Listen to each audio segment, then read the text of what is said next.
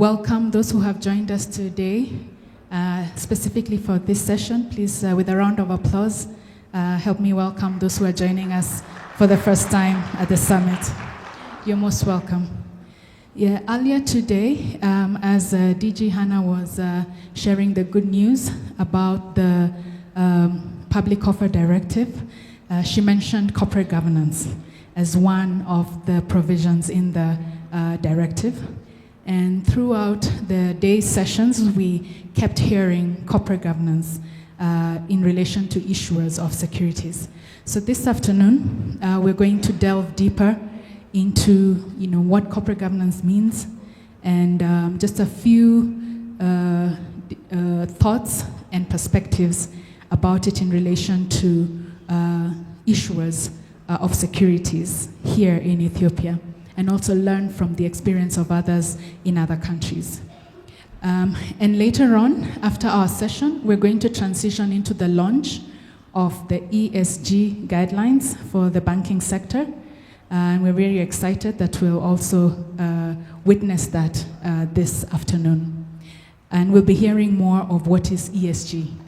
So as you have heard, we have a very distinguished panel today. And we are going to briefly introduce this discussion. We plan to have a more detailed conversation and discussion on corporate governance later on, and you will hear a bit more of that as we go along. So to start us off, Rose, you're the corporate governance specialist at IFC, and you've also worked as a regulator in the past, reviewing compliance and alignment with really the corporate governance standards. Please start us off by telling us what is corporate governance for someone who's hearing and wondering what is this, and what is the importance of corporate governance and its key components in relation to capital markets and issuers. Thank you very much, Grace, for that kind introduction. Every person that has come to me today and had conversation with me have actually told me, oh, Rose, we should have had a longer session on corporate governance. And I said we have a very long time since from the beginning of the capital markets to talk about corporate governance. And indeed, for the last 8 years that the IFC has had a program here in Ethiopia, we have spoken to various pockets of interest stakeholders on corporate governance. So to go to the question that you have asked me, Grace, what is corporate governance? I know many people speak about the processes and the structures that are used to govern companies, but allow me today to give it a new definition and really say that corporate governance is an ecosystem. It involves many parties, it involves many stakeholders, and it involves several people. And really, for it to work in a market, it has to be practiced. So what is it? It is that ecosystem beginning from policies that regulators and governments must establish to govern their market, coming down to the laws which then must naturally follow the policies, and then we come now to the practices by companies and stakeholders. And so for our capital markets, obviously we have set up the policy in the direction in which we should be facing as the Ethiopian capital markets for corporate governance.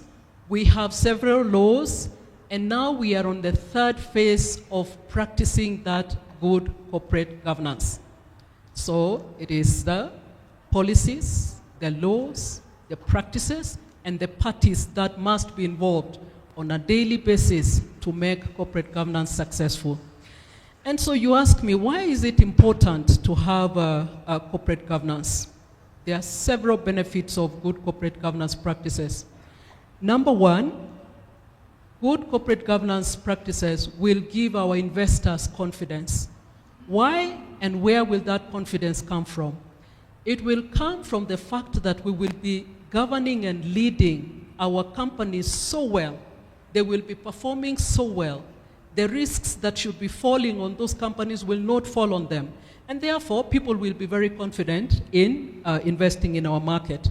Number two, obviously, then that will make our market integrity be very high. And when I talk about market integrity, I mean that the practices, the ethical practices, the release of information, for example, will go out equitably to all the investors, which is a paramount need for any capital markets.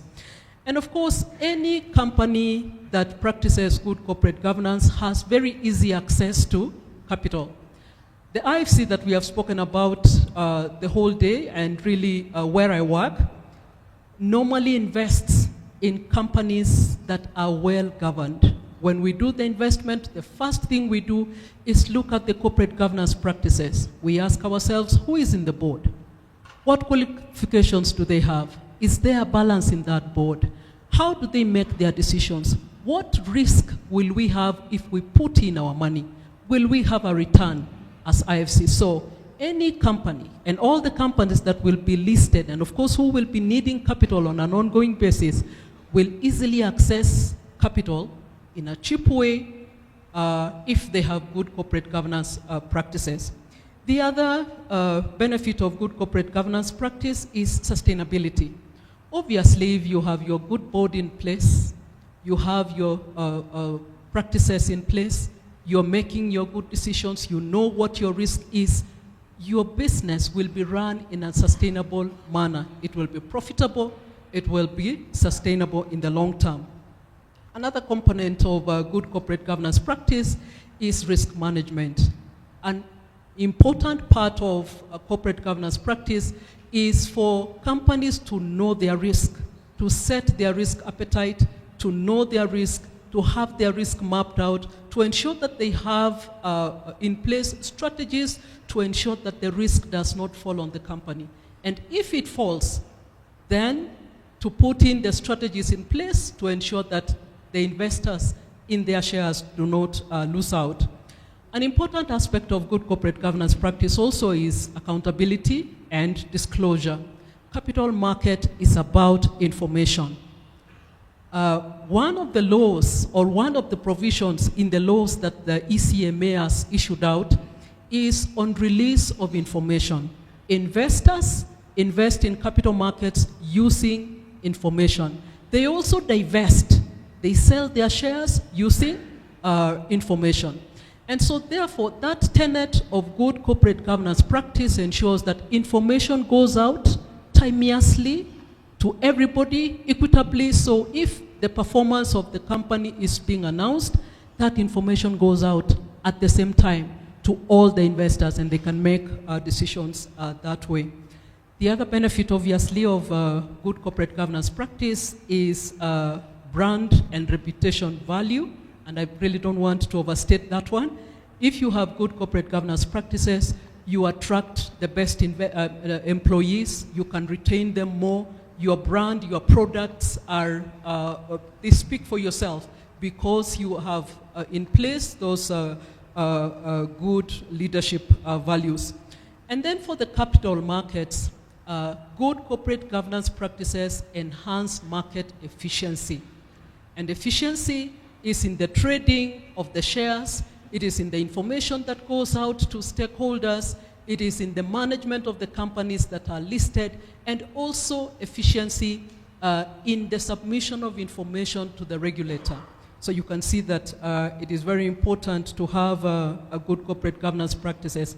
The last one I'd like to talk about, Grace, is on the protection of the minority shareholders, and actually all shareholders. So good corporate governance practice demands that companies and boards must take care of all their shareholders. Shareholders must be treated equitably.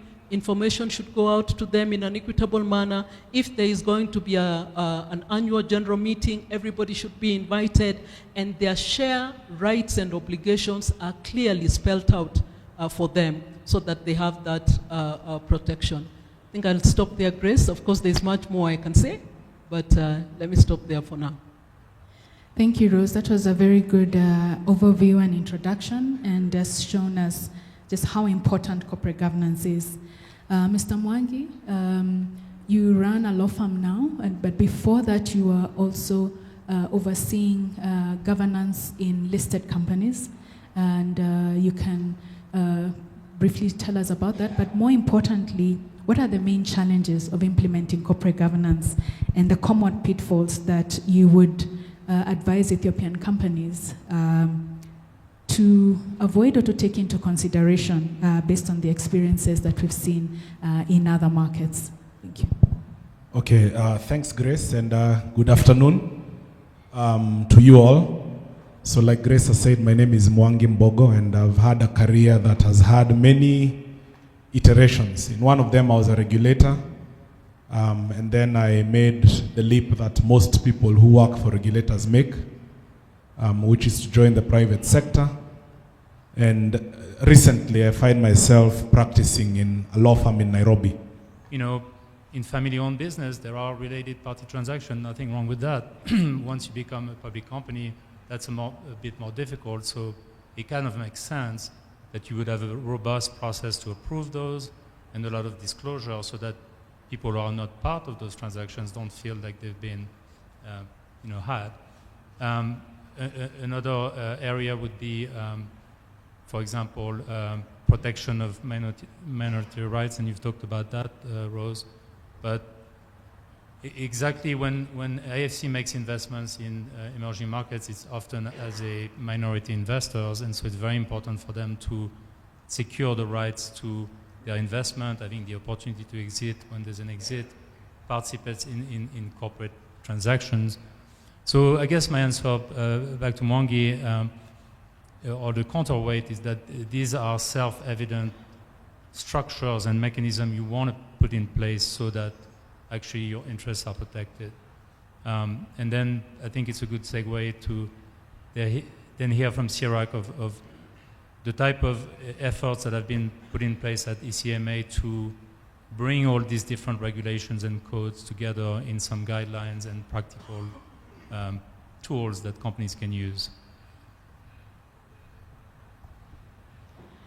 Thank you, Jerome. I think you've given us some insights into how we can kind of address the concerns of some of the owners of the companies and how to kind of bridge strike a balance, between the practices and the concerns and the tension that we see.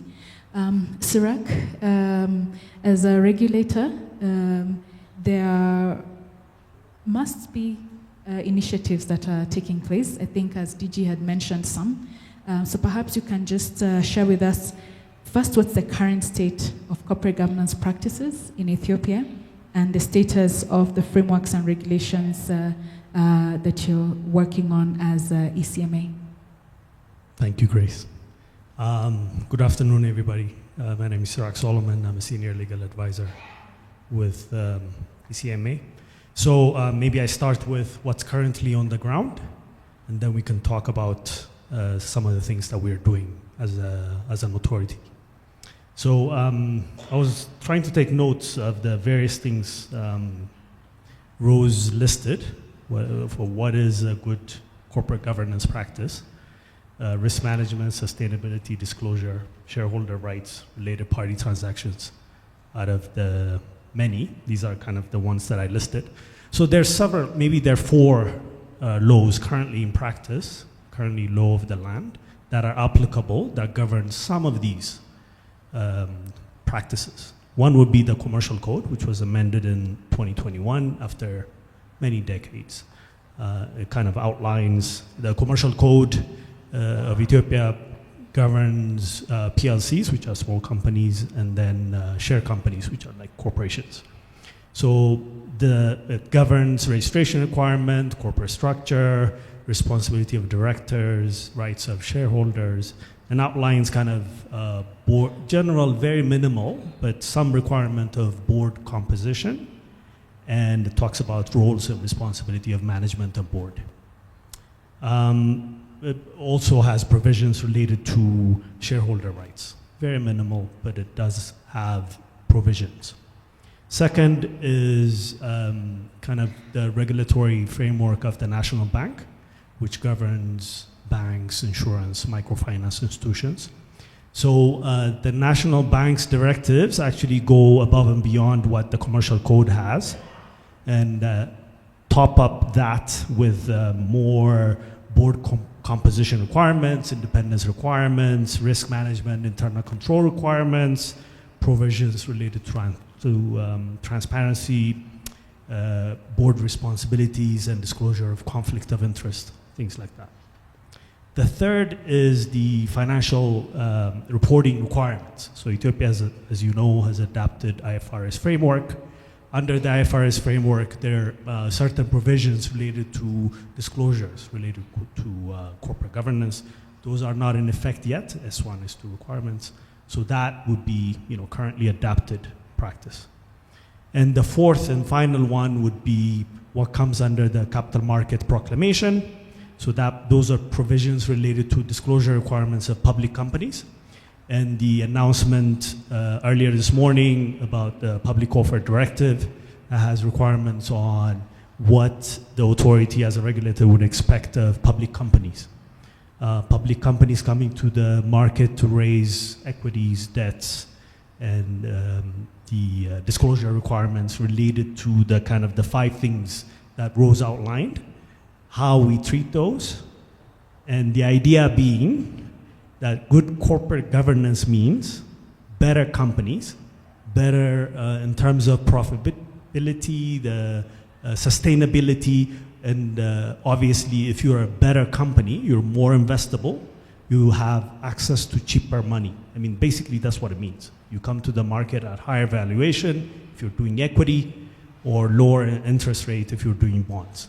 Better managed companies have access to cheaper money. I mean, that's basically what corporate governance brings to our companies. And so in terms of, that's what we have in the ground.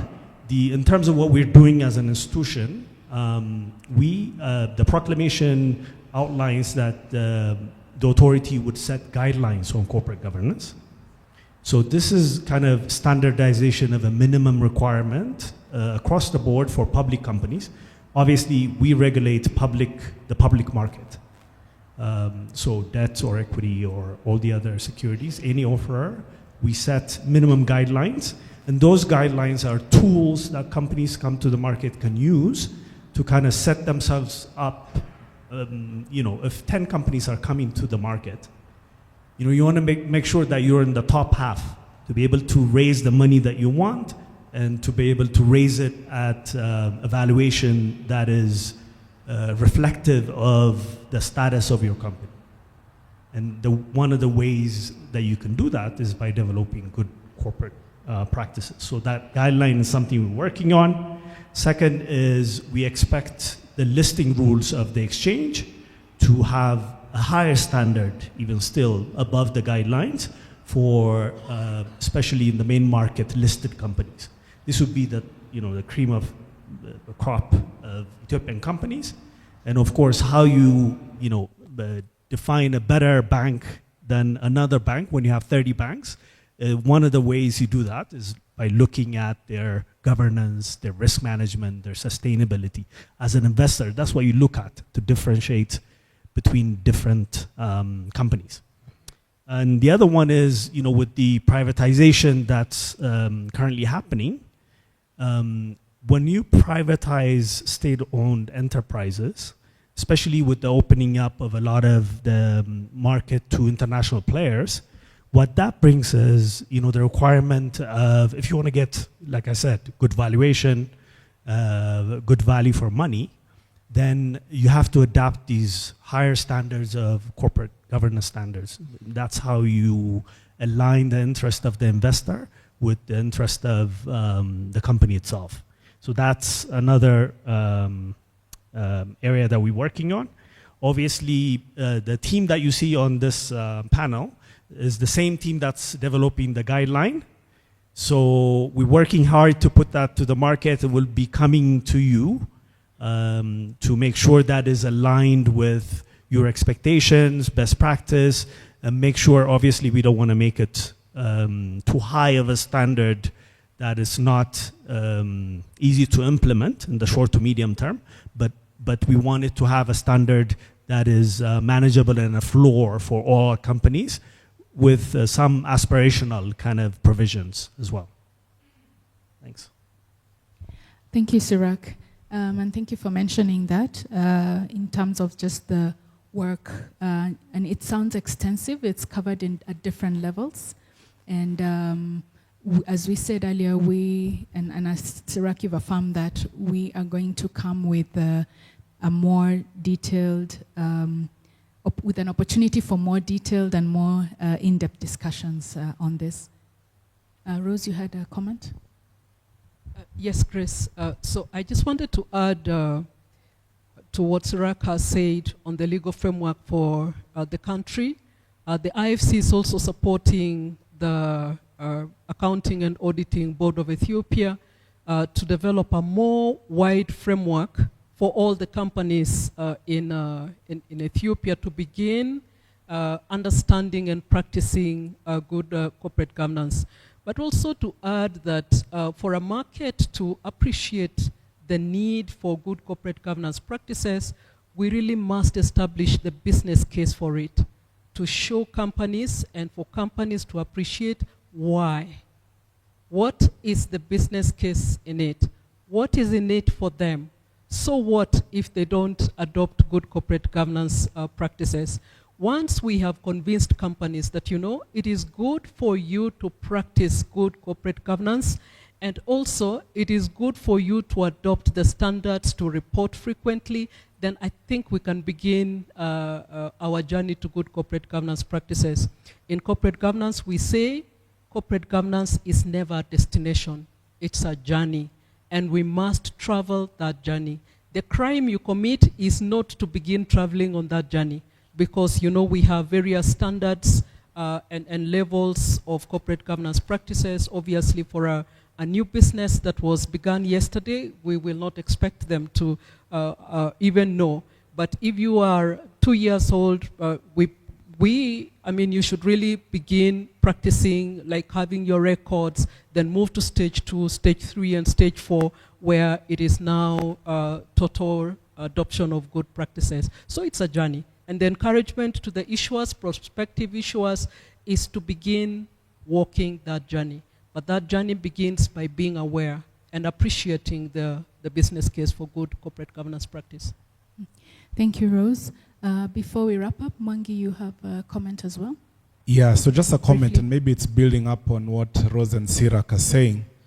One of the ways that we've seen overcoming the challenges around implementation of codes is the convergence of the codes and the law. So infusing the corporate governance principles in company law, or in securities law for that matter. So if during your process of reviewing your laws, you're then able to look at the section on directors, say in the Companies Act or Commercial Code, and infuse these principles in there. You look at some of the provisions on corporate governance, and then say, within your continuous listing obligations, what are these corporate governance principles that you can build in so that issuers are bound in a sense, because the listing obligations tend to be mandatory. And then also looking at working, across the industry. So collaborating with your professionals, so your accountancy professionals, the law society, or however it's styled here, working with those bodies of professionals, because these are your frontline, these are the people who are interacting with the companies every day. So if the process of regulating corporate governance is devolved in that sense, then you begin to see the principles taking root within the community of issuers. Yeah. Thank you, Mwangi. And I think this conversation can go on. And Jerome, I think as we segue into what we're going to witness today, corporate governance is the G in the ESG. So perhaps you can just help us segue into that by just briefly what is ESG and what are the benefits of adopting ESG practices for issuers of securities. So I think we've talked about benefits generally, but what is ESG and how does it differ? So briefly, and then we will transition. Thank you. Yes, I hope I'm not going to confuse everyone, but to me, ESG is an evolution of governance. So governance, as we said, is a set of structure and processes to protect the interest of shareholders and different parts of the company. And essentially, over the years, in the last 20 years, the scope of corporate governance has evolved so that corporate governance structures are not just used to protect the interest of shareholders, but also stakeholders. And I don't know if you've heard the phrase stakeholder capitalism, but the idea, or there is a legal debate whether the board owes a fiduciary duty to its shareholders or to the company. This is all related to the idea that the belief that the board and the company owes a fiduciary duty to more than just its shareholders. And and if you believe that, then the corporate governance should look at other stakeholders, which you could summarize by the environment and society. And you can declinate that to other issues around ESGs, but that's pretty much what it is. One factor that confuses me personally is the G in ESG is typically, if you look at all the standards, the governance of sustainability. In other words, how are the boards and the committees and the risk management applied to look at sustainability impacts? I think what IFC does uniquely, which is great, is always promote the full scope of corporate governance and not just the governance of sustainability, because that's where it starts. I think if you have a company that's well managed and understands its fiduciaries, then the rest will follow and be correctly managed. So not to confuse anyone further, but I think that's my view of ESG, a progression from corporate governance. Thank you very much, Jerome. And thank you so much, our distinguished panelists. I think as Sirak mentioned, I think you will see us, you'll see more of us, I think, in the coming days as we engage deeper into the corporate governance guidelines and really getting your views and helping to define what will be appropriate for Ethiopia. So please help me thank Jerome, Mwangi, Rose, and Sirak. As they leave the stage, I'd like to welcome my colleague, Betty. My apologies, Rose is here. So I'd like to invite Rose to take us into the next session.